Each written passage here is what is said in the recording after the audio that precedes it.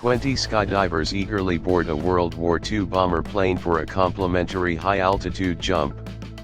Little do they know, it would turn into the deadliest disaster in the history of recreational skydiving.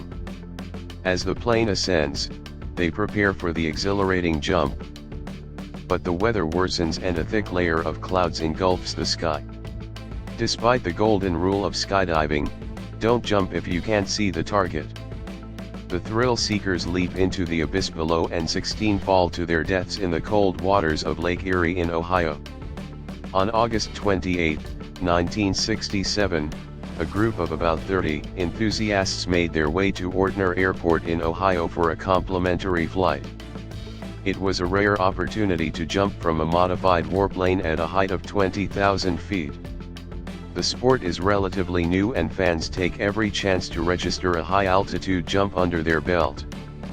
But the medium-sized customized B-25 Mitchell bomber offered limited seating. As a result, the pilot decided only to give seats to the most experienced skydivers. This meant that about 10 jumpers were turned away. They had no clue at the time, but the pilot's decision would ultimately save their lives. The event was initially postponed due to the thick cloud cover in the morning, but the plane eventually took off in the late afternoon carrying 20 sports parachutists. The plan was for 18 of them to drop from 20,000 feet over the Ortner airfield, while the other 2 would jump from 30,000 feet as the plane looped back over it. But things would play out very differently.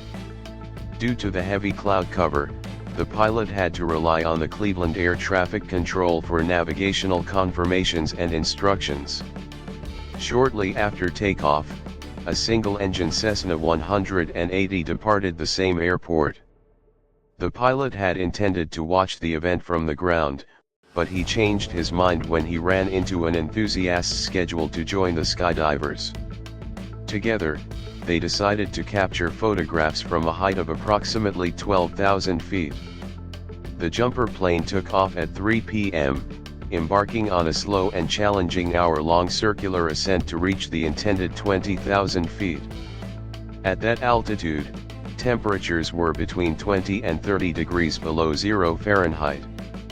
Since the plane lacked insulation and heating, many skydivers wore extra layers of insulated clothing over their jumpsuits. It was an important detail that would later prove devastating. During the B-25's ascent, the pilot headed towards the Cleveland radio station to get a positive navigational fix on Ortner Airfield and proceed towards the drop zone. In the 1960s, GPS was not yet available and pilots relied on very high-frequency radio signals for guidance. According to court documents related to the incident, both planes contacted air traffic control within 2 minutes of each other, reporting positions over or near the Cleveland radio beacon. The B-25's pilot was the first to make the call and was given a heading by the radar controller, which supposedly put him 6 miles away from the designated jump zone at Ortner Airfield. However, the Cessna flying at 12,000 feet in the direction of the Cleveland beacon had no visual of the B-25 and contacted traffic control to verify its location. Air traffic control could only spot one target in the area and inform the Cessna that it was probably about 6 miles behind the B-25. As it turned out, the actual situation was quite different. Unknown to everyone at the time, the air traffic controller had mistakenly identified the Cessna as the B-25 on the radar, confusing the bomber's location. In reality, the B-25 was flying over Lake Erie, about 12 to 13 miles from the intended drop zone. While the pilot believed they were only 3 miles away, and started preparing for the drop. The first 18 skydivers planned to perform free-fall maneuvers close to each other, requiring them to jump almost simultaneously to maintain minimum separation.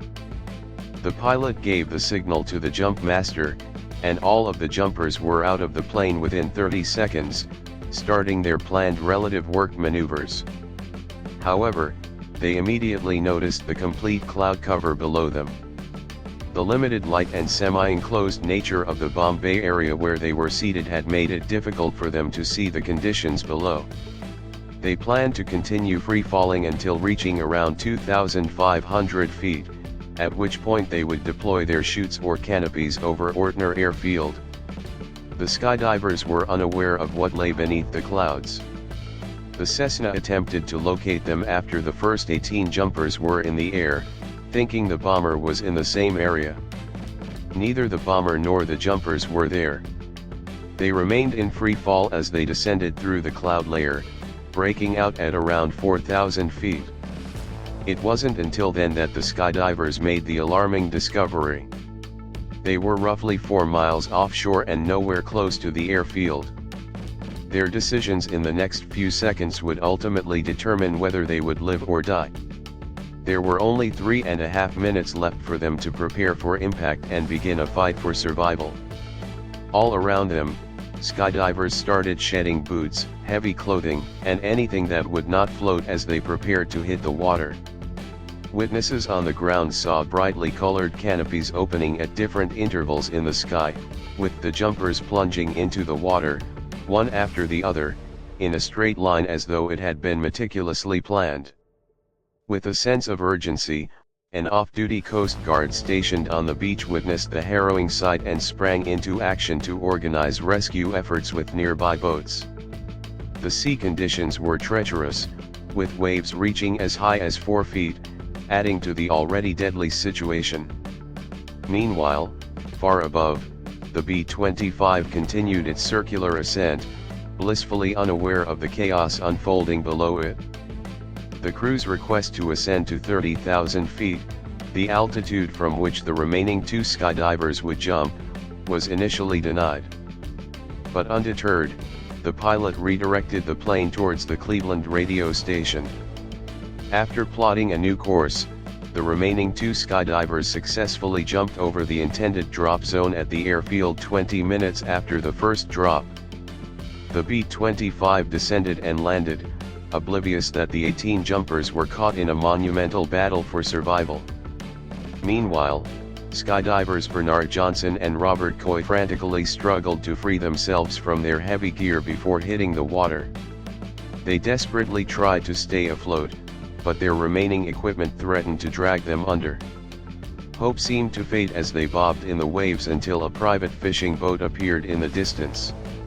It headed straight for them. The 2 men were pulled aboard just in time. They were the only survivors. Despite their relief at being rescued, the 2 were bitter about the tragedy that had befallen their fellow jumpers in the water. According to one of the men, he spotted a nearby vessel with a tall radio antenna as he struggled to stay afloat. He saw a man on the deck looking directly at him, but despite his cries for help, the boat continued past him, not even 20 yards away. To this day, nobody knows who the unhelpful stranger was, but many speculate that he could have been involved in some shady dealings and didn't want to get involved with the rescue. If he had assisted even one jumper or radioed for more help, the 2 survivors believe the fishing boat could have reached more people before it was too late.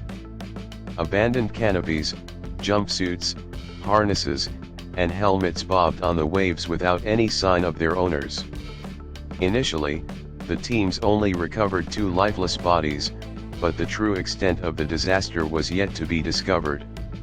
In the following days, the lake revealed the fate of the remaining skydivers, as the bodies of 16 jumpers were eventually retrieved from its unforgiving depths.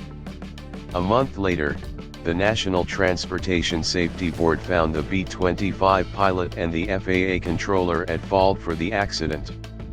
The jumpers were also found to have some responsibility due to their experience. The pilot's certificate was indefinitely suspended, and in 1972, the FAA was found responsible for the deaths of 16 skydivers in a wrongful death lawsuit. After that fatal event, the Parachute Club of America changed its rules, restricting jumps within 50 miles of any body of water unless survival gear is worn. To this date, the Lake Erie tragedy remains the deadliest skydiving accident.